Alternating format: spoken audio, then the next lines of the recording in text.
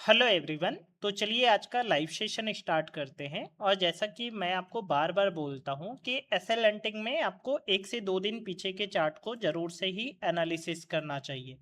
अगर आपको support and resistance लगाना सही से आता है, आपको ट्रेंड को आइडेंटिफाई करना सही से आता है, आपने ये बातें समझ ली कि बायर्स स्ट्रांग में बैठे हुए हैं या सेलर्स स्ट्रांग में बैठे हुए हैं, मेजॉरिटी ऑफ एसएल्स किन के टारगेट किए जा सकते हैं, तो आपका यहाँ पर 70% काम डन हो चुका है।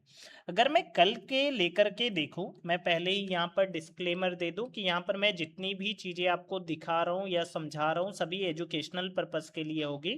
एज ए टिप्स आपको कंसीडर बिल्कुल भी नहीं करना है।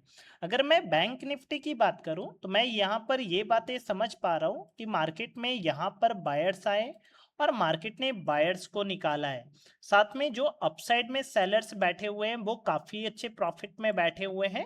तो ऐसी कंडीशन में जब तक मार्केट 58,500 के ऊपर काम नहीं करना स्टार्ट करते तब तक इनको टारगेट करने के बारे में नहीं सोचेंगे। और यहाँ पर छोटा मोटा गैप अप या गैप डाउन की कंडीशन में सेलिंग साइड की पोजीशंस को आइडेंटिफाई करने को मैं ट्राई करूंगा।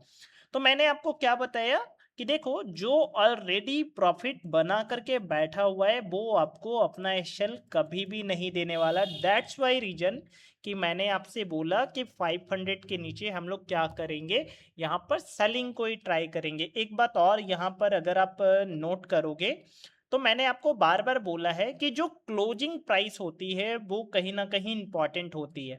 और यहाँ पर अगर मैं बैंक निफ्टी के क्लोजिंग प्राइस की बात करूं तो ये 58,000 के ऊपर मार्केट क्लोज कर रहा है। मतलब क्या है, यहाँ पर बायर्स काम कर सकते हैं। अगर यहाँ पर मुझे बायर्स को टारगेट करने का अपॉर्चुनिटी मिलता है तो मैं ज़रूर से ही यहाँ पर ट्राई करूँगा। अगर मुझे सेफ तरीके से बाइंग में जाना है तो 58,500 के ऊपर ही देखेंगे, नहीं तो 58,500 के नीचे यहाँ पर सेलिंग साइड की अपॉर्चुनिटी को फाइंड आउट करेंगे। मगर यहाँ पर देखोगे जस्ट अगर मैं सपोर्ट एंड रेजिस्टेंस की बात करूँ 58,700, 58,500 एंड 58,000 आपको सपोर्ट एंड रेजिस्टेंस देखने को मिल रहे हैं। निफ्टी 50 की बात करेंगे, यहाँ पर भी सेम चार्ट आपको बनता हुआ दिखा है। अगर किसी ने बाइंग में यहाँ पर काम करने की कोशिश की है तो मार्केट ने उनको निकाला है। साथ में सेलर्स काफ़ी अच्छे प्रॉफिट में बैठे हुए हैं, तो मैं यहाँ पर छोटा मोटा गैप अप या गैप डाउन होगा तो सेलिंग साइड की अपॉर्चुनिटी को फाइंड आउट करूंगा। यहाँ पर अगर मुझे इन सेलर्स को टारगेट करना है तो मुझे क्या देखना पड़ेगा कि मार्केट 200 के ऊपर काम करता हुआ दिखे, तो ही मैं यहाँ पर बाइंग साइड की अपॉर्चुनिटी को फाइंड आउट कर सकता हूँ। मैंने आपको बार बार बोला है कि स्टॉक मार्केट में एक्सेप्शंस होते हैं। तो यहाँ पर क्या है कि जस्ट वेट, यहाँ पर क्या होता है कि अगर मार्केट ओपन होने के साथ ही निकलना स्टार्ट करता है तो ऐसी कंडीशन में आप बाइंग की भी अपॉर्चुनिटी को फाइंड आउट कर सकते हो। नहीं तो नॉर्मल मार्केट में हम लोग यहाँ पर सेलिंग साइड को ही देखना यहाँ पर प्रीफेर करेंगे। अगर आप देखोगे तो 24,260 एंड 24,150 के आसपास दो रजिस्टेंस है। अगर दो सपोर्ट की बात करेंगे 24,000 एंड 23,900, यहाँ पर दो सपोर्ट आपको लगे हुए दिख रहे हैं। सेंसेक्स की बात करेंगे और यहाँ पर अगर मैं सेंसेक्स को दिखाने को ट्राई करूँ तो सेम कंडीशन, सेलर्स काफ़ी अच्छे प्रॉफिट में बैठे हुए हैं। छोटा मोटा गैप अप या गैप डाउन की कंडीशन में यहाँ पर सेलिंग साइड की अपॉर्चुनिटी को फाइंड आउट किया जा सकता है। एंड यहाँ पर भी जो क्लोजिंग आई है वो 77,000 के ऊपर आई है। अगर मार्केट में मुझे बाइंग करनी है तो 500 के ऊपर ही बाइंग साइड की अपॉर्चुनिटी को फाइंड आउट करने के बारे में देखूंगा। तो ये तो बात हो गई कि बैंक निफ्टी, निफ्टी और सेंसेक्स में आप किस तरीके से काम करने वाले हो। मैं पहले ही बता दूं कि यहाँ पर मैं जितनी भी चीज़ें आपको समझा रहा हूँ या दिखा रहा हूँ सभी लर्निंग पर्पस के लिए होगी। एज ए आप एजुकेशनल पर्पस के लिए हमारी वीडियो को देखिए, एज ए टिप्स आपको कभी भी कंसीडर नहीं करना है। कल हम लोग देखेंगे कि मदरसन सुमी को हमने क्यों बाय किया।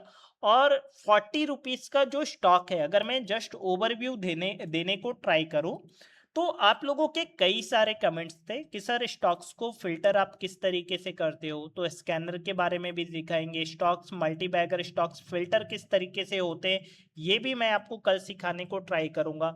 एक स्टॉक्स में आपको कौन कौन सी चीज़ें, जब आप किसी कंपनी को पढ़ने को बैठते हो तो आप कौन कौन सी चीज़ें देख सकते हो, या मेरा प्योरली फोकस क्या था। तो अगर आप देखोगे ना, मैं एक मोटा मोटा मदरसन सुमी में आपको दिखाने को ट्राई करूं तो अगर मैं यहाँ पर इनके आरओसी को देखूं, तो यहाँ पर आरओसी देखोगे तो 40% का आरओसी है।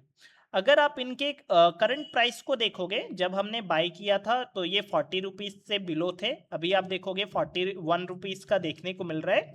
और साथ में देखोगे इनका जो वायर हार्नेसिंग इंडस्ट्री में मार्केट शेयर है वो 40% के आसपास का है। फाइनेंशियल ईयर 2026 के अकॉर्डिंग इनके जो मैनेजमेंट है वो ये बोलती है 10 में से 9 पैसेंजर व्हीकल्स में इनके वायर हार्नेसिंग यूज हो रहे। तो कहीं ना कहीं मुझे इस कंपनी को पढ़ना चाहिए। एक बात और मैं आपको समझाता हूँ, देखो मैं टेक्स्ट बुक की तरह काम नहीं करता। मैं बोलता हूँ कि आपको जब 7 to 10 ईयर्स का एक्सपीरियंस हो जाता है तो आप प्रॉपर उस सेक्टर को डिफरेंट नज़रिए से देख रहे होते हो, जिसे आप बोलते हो एक्सपीरियंस। अब मुझे एक स्टॉक्स को फाइंड आउट करना है तो मैं किस तरीके से करूंगा? क्या मैं टेक्स्ट बुक का नज़रिया अपनाऊंगा कि चलो मैंने यहाँ पर कुछ फिल्टर्स लगा लिए एंड देन मैंने यहाँ पर ट्राई किया? जरूर से मैं मदर्शन शोमी के बारे में जब मैं बात करता हूँ तो इसे हमने एज ए फिल्टर ही फाइंड आउट किया था, क्योंकि हमारे फिल्टर में ये बार बार आ रहा था एंड देन मैंने इसे देखा तो इसे मैंने चूज किया। जस्ट मैं इसके थोड़े फंडामेंटल्स को देख रहा था और मुझे ये कंपनी पसंद आई। कई बार होता है जब हम लोग ट्विटर पर स्क्रॉल कर रहे होते हैं एंड समथिंग हमें मिल जाता है, कुछ चीजें हमें मिल जाती है एंड देन वहां से कैचअप हो जाता है कि चलो इस कंपनी के बारे में पढ़ना है। जैसे कि देखोगे हमारे ट्विटर अकाउंट पे जो कि अभी एक्स हो चुका है, उसमें मल्टीपल चीजें सीखने को होती है और मल्टीपल सेक्टर्स के बारे में यहाँ पर आप पढ़ सकते हो। तो दैट्स वाई रीजन कि हमें बहुत सारे तरीके मिलते हैं, हम लोग सिर्फ टेक्स्ट बुक के अकॉर्डिंग ही काम नहीं करते। बट मैं आपको ये कल के वीडियो में मैं काफ़ी डीपली तरीके से समझाने वाला हूँ। आज के लिए इतना ही।